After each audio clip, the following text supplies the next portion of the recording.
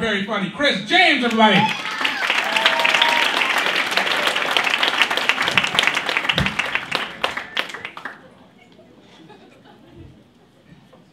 Hey guys. How you guys doing?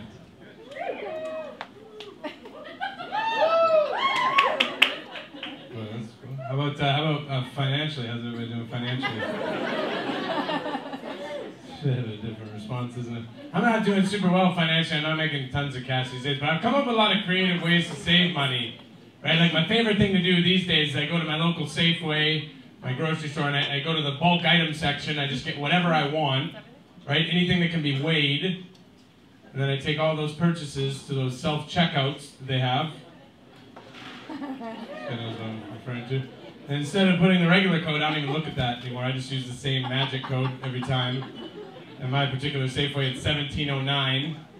Somebody told me one time that's for like dried split peas or something like that. I was like, guess what? I don't care at all about that information. I just care that it's 29 cents per 100 grams, right?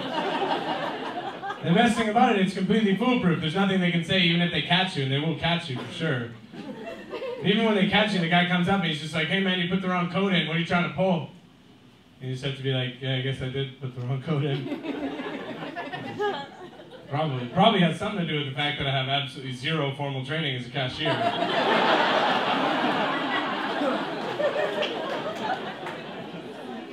People always tell me when I complain about financial stuff, they always say, like, there's lots of financial tips out there for people like you, Chris. And that's not true, though. There are financial tips everywhere, but they're not for people like me, right?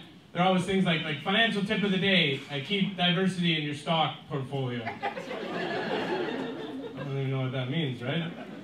And it sounds like it's advice for someone who already has like quite a bit of money. I'm not really sure it's fair that they're the ones that are getting more advice on how to get more money. My point is, if there was really pieces of advice for people like me, it would be more along the lines of, it would be like, financial tip of the day. If you pay for the bus in all nickels, then the bus driver usually gets annoyed and stops you at like 30 nickels. It's like half the fare. I was over at my mom's place the other day. I was just hanging out there. I don't live there, so I don't know why you're looking at me like that. I was just hanging out and I was ordering something online on my laptop, and my mom noticed that I was ordering something. She walked by and looked over my shoulder, and she ran and got her purse and her credit card without asking me. She's like, oh, here, use my credit card. I was like, that's really nice of you, Mom, but it's kind of like an embarrassing moment for both of us, right? I'm a 28-year-old man now. Did you really think at this point in my life as a 28-year-old, do you really think that I don't know your credit card number off by heart?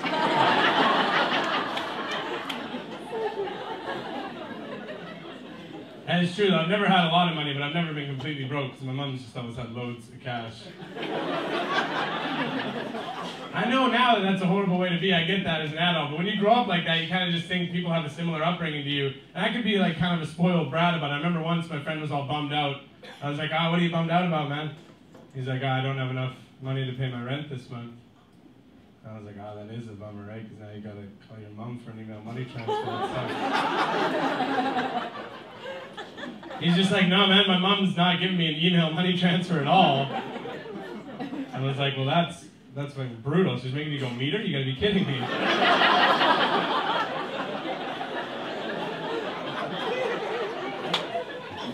He was getting really frustrated at that point. He's like, do you not get it, dude? The problem is my mom doesn't have the money to give me for my rent.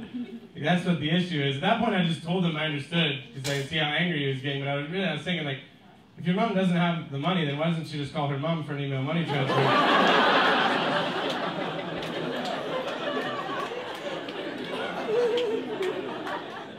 Sometimes people tell me that like, it's pretty easy because you can get a day job and just earn some money that way. I don't have any problems working. I'm not a lazy dude. But I hate the whole interview process.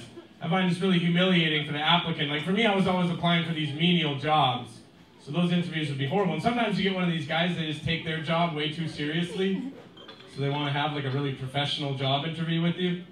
Which is weird, right? Like I was applying when I was 18 at like a warehouse.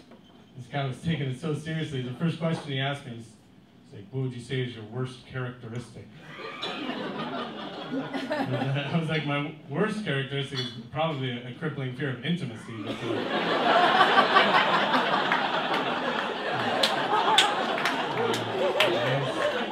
I don't think that's going to interfere with my ability to unload references off my truck. I don't know where he thought he was. He was asking for references from my previous employers. I was like, listen, buddy, I can give you references from all of my previous employers. They'll all tell you that I'm a very shitty fucking worker. And that I should probably try working somewhere like a fucking warehouse. That's what they're going to tell you.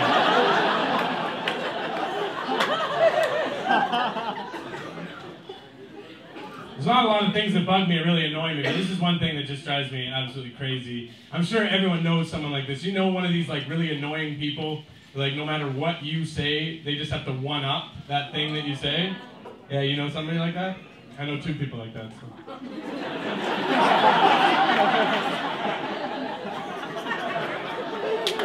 That's the end of the joke, that's it. I don't really drink or do anything serious, any drugs anymore, really. I used to take some pretty serious drugs. Once at a party, I took LSD. And for some reason, when you take drugs like that when you're younger at parties, like all you want to do is convince everyone that you haven't been affected by the drug. It's like a really weird way to think. But I went as far as getting into a heated debate with this guy out on the deck about that subject. And the point I was trying to make to this guy was that I'm the one that's experiencing this, so my internal experience, my visualization, that's going to be a far better barometer than what he was seeing from me as an outward display. And he looked back at me and he said, oh, he didn't say anything because it was a lawn chair with a jacket thrown over the back of it.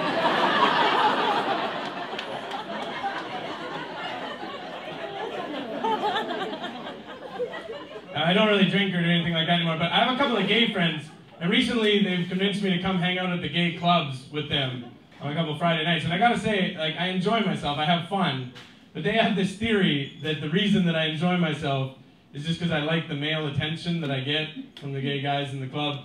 It's like an interesting theory, I can get why they would think that, but it's not true, and it makes me feel a bit uncomfortable sometimes. Actually, like the last time I was out, there was this one dude who kept like staring in this area here, yeah. I was gonna let it go too, it just went on for so long, and finally I had to say to the guy, I was like, listen buddy, if you don't stop staring at my dick, I'm gonna have to put it back in my pants.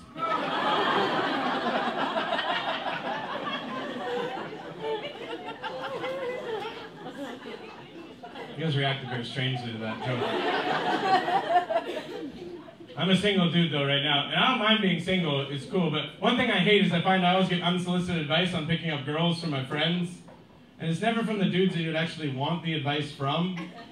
And like my buddy Steve just thinks he's God's gift to women, so he's always giving me advice on how to pick them up, but he's a chauvinistic douchebag, so it's the worst advice you could ever imagine. This is a real piece of advice he gave me, he's being dead serious. He's like, Chris, when you're picking up chicks, you gotta think of it more like hunting. You have to think like you're a predator and then the girls are your prey. Except for you're not looking for food, right? You're looking for sex. And I was like, all right, so you're saying that when I'm picking up girls, I should think of myself more like a sexual predator? I'm not sure about that approach. Most guys would have let it go, but he's such a hard-headed dude. He's like, trust me, it's a great analogy. I've been working on it for a long time. So you gotta do is you gotta think like you're the ultimate predator, like you're a lion. And then when you go into the club, you just think of all those girls as like a herd of gazelle. And then you just hunt them like a lion would. And I was like, all right, so now you're saying that I should find the oldest, sickest, weakest girl and like isolate her from her friends.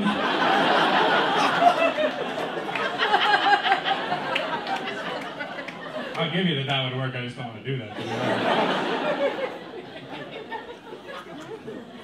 Just before I go, do you guys all know what the Plan B pill is, the morning after pill, right? I assume everyone knows what it is. I'm not going to ask the ladies to show up for it. I was in a pharmacy, in the pharmacy just down the street a little while ago, and a young lady brought the Plan B pill, the morning after pill, up to the front counter, and she asked the cashier, how much is this? So he rang it in for her. He's like, it's $28.99, ma'am. And she was like, oh, okay. And then she just left.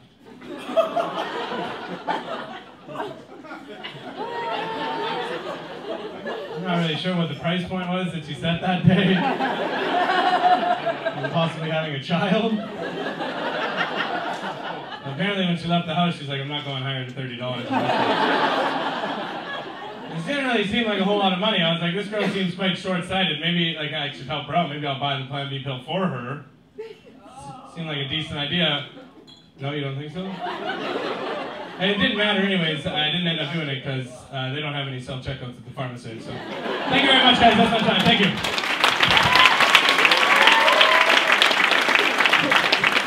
Chris James, everybody.